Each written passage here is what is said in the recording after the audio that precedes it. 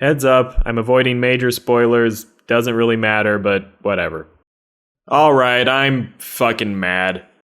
I had the idea that it would make sense to, actually watch every show this season, which I never do.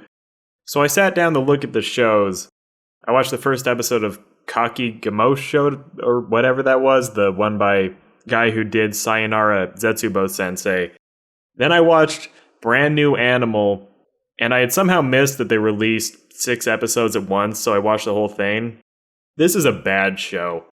And it fucking hurts, because I know this is going to be a show where I am the only person who doesn't like it.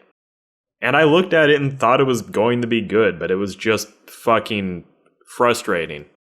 Not the most important, but the very first thing I noticed is there's a couple uncomfortable COVID similarities, which obviously are not intentional, but they're just weird as shit. Like the literal first frame, almost, of this show is a poster in a subway of 2 hands holding each other with the text under it just saying, hold someone's hand, or something like that.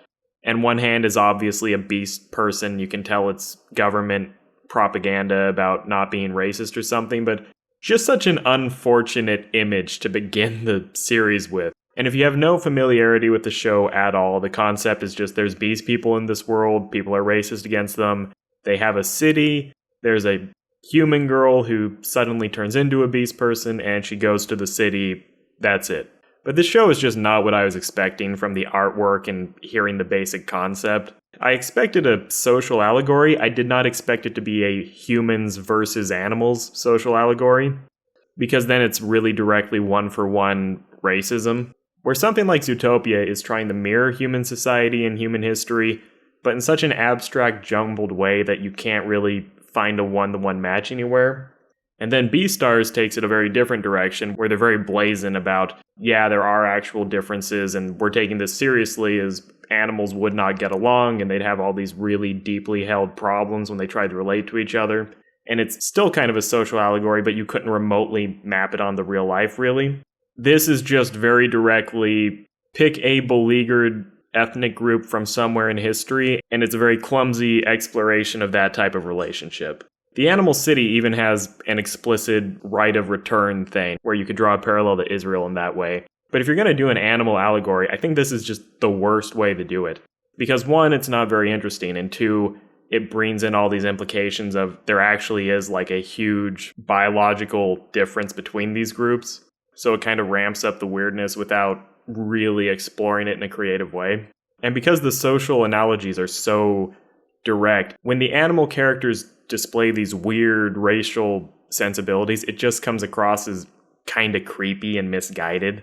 If this was more of a fantasy setting, it wouldn't be such a big deal, but it's extremely common in this show for characters to invoke animal solidarity, or explicitly say you should be acting in this way because you're dealing with another animal. And don't get me wrong, I'm not usually one to care.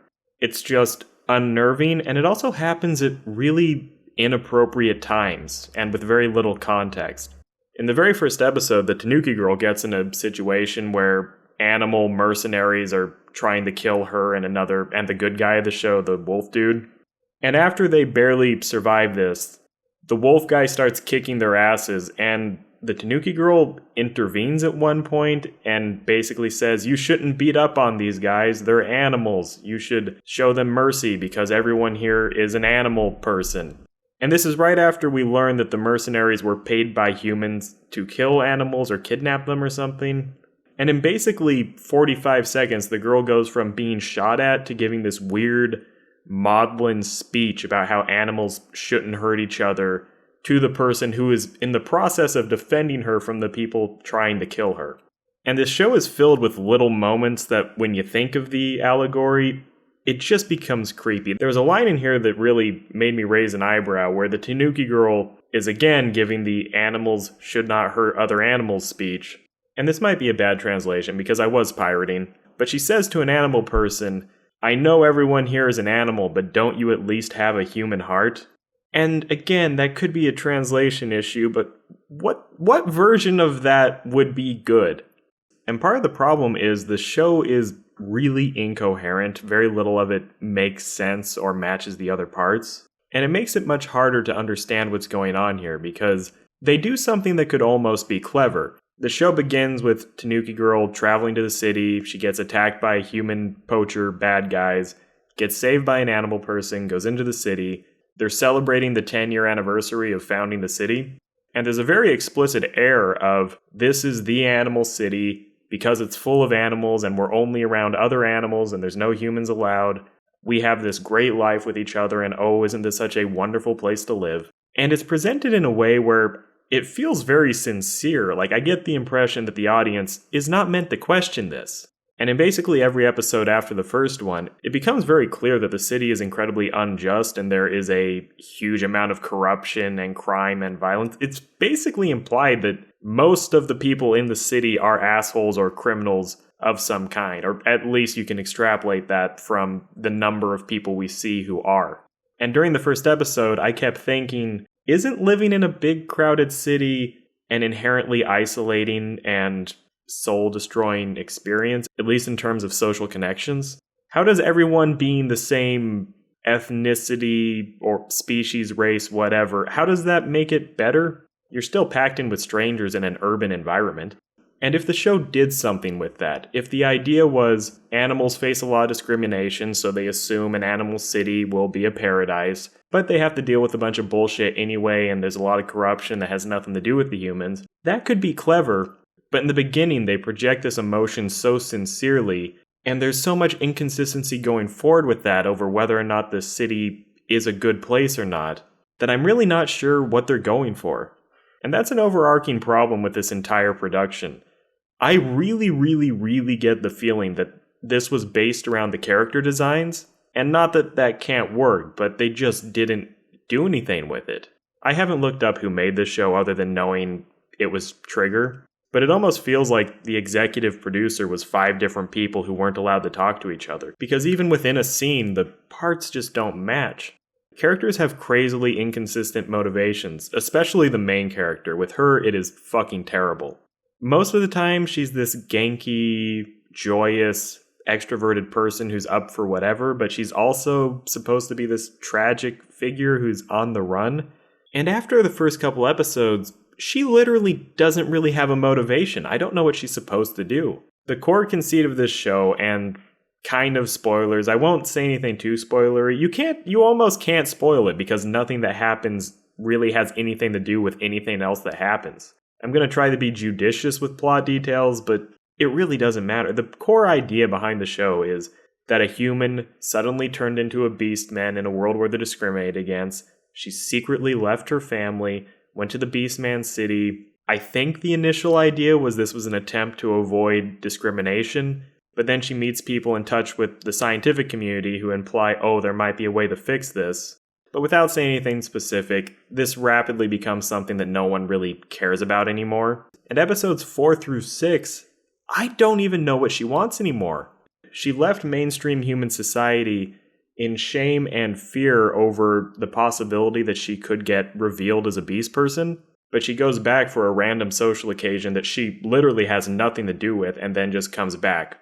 Counting the initial events that get the story going, there are 5, 6, 7 different occasions where the girl completely uproots her entire paradigm and plan of what she's doing and shoots off on a crazy tangent which endangers her life or jeopardizes everything she's built since coming to the city. And she does this for really no reason. They establish very early on that the girl is in constant danger, the city is full of gangs, and if she gets revealed as someone who started life as a human, she could be in very real danger. But she carelessly barrels into dangerous situations with no thought. Why the wolf dude gives a fuck about her isn't even that easy for me to understand. But even though they're relatively equal in physical capabilities, he constantly saves her to a degree that it's just obnoxious. She behaves in a way where it's like she is attempting to get killed. The way the show starts, she's almost immediately in a dangerous situation. She meets the wolf guy. She ends up living in his big house where he rents a room from some nice people. And in, I think, the second episode, Wolf Guy basically tells her, you stay here while I go out because you're going to be in real danger and I'm going to look out for you, but you need to do what I say and keep your head down. And then that's just immediately gone, and she runs around and does whatever the fuck she wants. This is heavily implied in the OP and revealed at the end of the first episode, so I don't feel that bad saying it, but the main girl has transformation powers. She can make her tail really big and manipulate it, she can stretch her arms, she can do weird shit. Probably in reference to Tanukis from Legend, I don't know them that well. And initially you assume this is going to be something that she has to hide because she's going to get dissected by the government or something like that. She does it in public over and over and over again. And Trigger animates it in a way where her body morphs in insane, ridiculous ways. Like, she'll use her arm for something, and it becomes 10 times the size of the rest of her body. And maybe that's supposed to be non-diegetic. Maybe that's supposed to be a metaphor. But watching the show, the animators clearly showed her doing something that was seen by, in some cases, several hundred people, which is obviously supernatural and actually affecting the world around her as if she's doing it. But even though the onlookers act as if something incredible has happened, there's no urgency and they don't act like anything magical has happened, which is what they should think. And watching the show is just fucking disorienting because you're looking at a scene and characters are not responding to stuff that is happening right in front of their faces, even though they're having this intense back and forth where they're all taking the situation completely seriously. And I'm not sure how I'm supposed to respond. And speaking of the animation, it's just not that good. The first episode was so tame, I was expecting a big clincher at the end where the animation would pick up and we'd get some Sakuga, but only in the most mild of ways. The movement's very simple, and while some of the character designs are good, some of them are not. The nice people that the wolf guy lives with, to me they actually kind of look like background characters, even when they're filling the frame and having a conversation. And I understand that having fun with still shots and limited animation is kind of Trigger's thing, but with something like Kill la Kill, even if not much is moving, they draw it in such a fun, creative way that it captivates you, and there's still a lot of appeal there. In this, there are a lot of frames that are just fucking dead. And the animation tends to be very simple too. When they're fighting the mercenaries, they do this really trippy effect where everything is lit with red highlights and it's kind of unclear where the lighting is coming from, or at the very least it looks weird. And that could be cool with punchy animation, but it's so simple that it just kind of ends up looking bad. And the animation direction is probably the least bad out of everything I'm saying, except for the character design. Some of the character designs are good. Not all of them, but some of them. But there are some scenes that just don't flow, really. There's a scene in the third or fourth episode where a bunch of gangster characters are out on some structure on the water, and one of them is tied to a chair, and there's a long rope attached to it with a rock at the end. So I'm assuming the idea is the water here is very deep. They're going to throw the rock onto the water, it will sink and pull him to the bottom. But one of the good guy characters show up, says, "Hey, let that guy go, I need him." And the gangsters instead throw the rock at a passing boat, and it kind of lands at the back of the boat. And then the guy gets jerked into the water, and literally less than a second later, there is a big pool of red that shows up in the water. And I had to go back figuring out what the fuck was happening. And I eventually realized, oh, the idea is that to kill him more urgently and more dramatically, they threw it so the rope would connect to the propeller of the boat, and then it pulled him up to the propeller and he got chopped to bits. But again, the rope is like 50 feet long, and there's a rock at the end. If anything, the rock would get caught up in the propeller and fucking break it. I think. I don't know. And if the idea was he was being pulled towards the propeller, I don't understand why the good guy character didn't jump in. If anything, I thought they were creating a situation where the rope could be cut. But there was no attempt to do this, even though you would expect it to take at least like 20 seconds for this to work. And again, basically before the water has even settled, there's a big blood spatter, and I had to go back several times to figure out what I was looking at. And when the animation is good, which is rarely, it's almost an insult. Every now and again they'll give the Tanuki girl a good facial animation, and it just stings a little bit like, oh yeah, right, this is Trigger. They're good at that when they want to be. And the main character is so much of the problem because she's just so inconsistent. At the same time, she is a shrinking violet, broken runaway, and someone who will jump into the most dangerous of circumstances for the flimsiest of reasons. Who is constantly terrified of her enemies and needs to be saved, but will also risk everything she has to randomly help someone, even if it's just to make them feel better, in a situation that has no urgency whatsoever. Her character doesn't make sense, and the show is filled with these little artistic flares which accomplish nothing except making me more confused. Right after the festival begins in the first episode, we see the mayor of the city talk on a screen, and they are clearly an animal. I think she's supposed to be a hairless cat, but she's clearly an animal person. The mayor is speaking from a jumbotron, and after it ends, there's a scene where the camera zooms into her office, and you see that both her and her aide are having a toast, and they're both humans. They have turned into humans, which at this point we don't think is supposed to happen. And as the festival was playing out, I was not on board because one, the whole concept of what this is unnerving, and we just got this scene that makes it look like the leaders are hiding something or they're actually infiltrators from the outside, something like that. But we very quickly learn that while humans are just humans, every beast person has a human form, and they actually use that the vast majority of the time just because it's convenient. Meaning that first scene did nothing but make it harder for me to enjoy the scenes I was already having trouble with. There are so many little moments like that where a flourish just makes something worse, and the pace itself is very awkward. Like I said, after a few episodes, the character literally has no motivation, at least not one that I can understand. And scenes do not flow into each other in a way that feels natural. In the first couple episodes, I think a big part of the problem is we just don't learn enough. And the speed of information does not increase later on, it's just by that point you've realized, oh, this is just dicking around at this point. It's odd of me to say this, but I think this show would have been helped by a massive fucking information dump at the beginning, because it would have cleared a lot of things up. One of the first cuts of the show is government propaganda telling people to integrate. But in the middle episodes, we get scenes that imply that for most of the human population, seeing a beast person is insanely fucking rare. And it's heavily implied that the Animal City is the only place beast people can be safe, and the only people who travel outside of that are weirdo loners who keep to themselves and are willing to risk it. That poster in the subway telling you to hold hands with a beast person, who the fuck was that for? It seems like this world is basically segregated.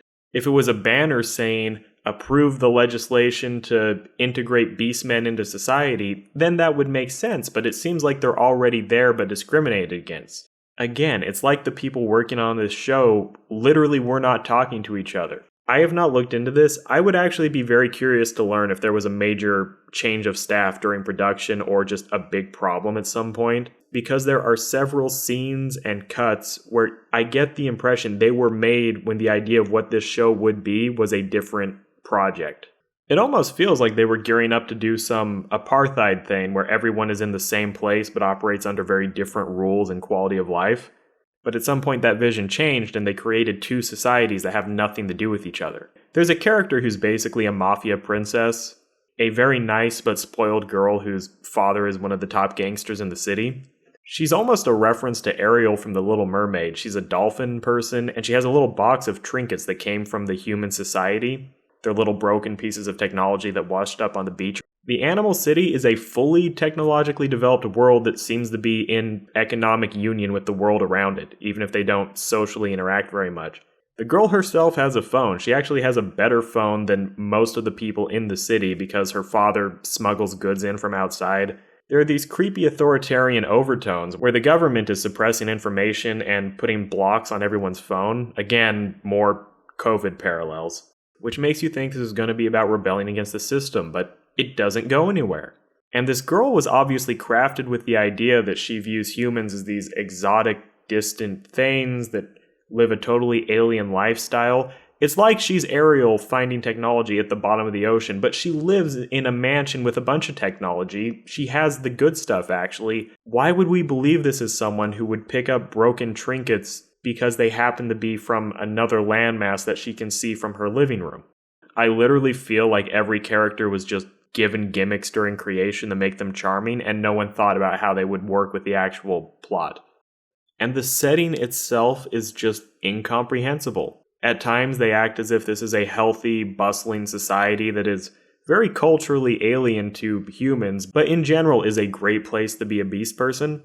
And at other times they portray it as a corrupt hellhole where gangsters run everything and the masses are kept sane by access to cheap pleasures like gambling and sports and shit like that. And also there's a totalitarian government that is controlling access to the internet. But these visions of the city just pop in and out of existence whenever the writers want them to. You could make these work together, but the contradictions there are never even addressed for the most part. And even the causality between scenes. There are several places in this show where one scene is transitioned to another scene by a character engaging in a random act of stupidity that you would not believe that a remotely functional person would do it. There is literally a scene that ends with a character getting information over the phone that would completely destroy their life if it got out, and the response is to scream into the phone, repeating the information they just got when they are in a crowded space with hundreds of people who will react very poorly to this information. It is just a constant barrage of moments which could be good in another context, but they spill over each other in this random jumble and are connected with nonsense. And speaking of nonsense, both the main characters kind of have powers, I guess. With the wolf guy, it's still not totally clear. He spends the entire series kicking ass in a way that is obviously something that could not happen in real life, but in the logic of the show, you don't necessarily question it. But near the end, there's a scene where one of the bad guys sees a video of him doing this and goes, "Oh, look at how much ass this guy is kicking. He obviously has some special kind of power." But I remind you, Tanuki Girl was doing things with her body where her limbs would grow to 10 times their size and distort, and she would obviously have superpowers. And this was literally treated as if she was just an uncommonly strong animal person. No one addressed the fact that she obviously had superpowers. But on another occasion, she uses her superpowers in front of a different group of people, and they act as if it's obviously supernatural or she has some ability that is beyond normal biology. And because Tanuki Girl has broken the rules of this world where we don't know what counts as powers in the eyes of normal people, Wolf Guy, who has been doing shit which is pretty tame in comparison, I just had assumed he was a really good fighter, but then it's like, oh no, he's a freak too. And there's little stuff that doesn't make sense that I'm just kind of being a dick by even acknowledging it, but I will. When the main girl moves into the Wolf Guy's building, the people who own the place tell her, hey, we have a shower, there it is. And my immediate assumption was that it's extremely inconvenient to make plumbing which is compatible with animal people, so everyone probably showers as a human, meaning that her being trapped in her furry Tanuki form is probably going to cause a problem in the shower with clogging up the sink or her stinking or something like that.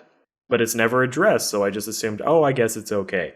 The owners are two people, a man and a woman, and there's a scene that comes after that where the woman says to the man, stop taking a shower when you're in your Beastman chicken person form, your feathers are clogging up the drain. So that first scene, which did nothing but accomplish a very small amount of character development, was in there, directly contradicted a scene they had later on as a joke, and no one thought to make the tiny little alteration that would fix this. I shouldn't care, but I do. It makes me mad. It's just a bummer because I was expecting this show to be good, and it's not. After the first episode, I thought, maybe they can save this, but no, it's bad. It's not a good show, and I know I'm going to be fucking alone on this because the main character is cute.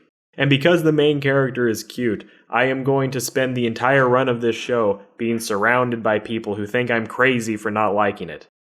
And that might be my biggest problem with the whole show. I do not buy the core concept. When Zootopia made a society of anthropomorphic animals, the division was predator, herbivore.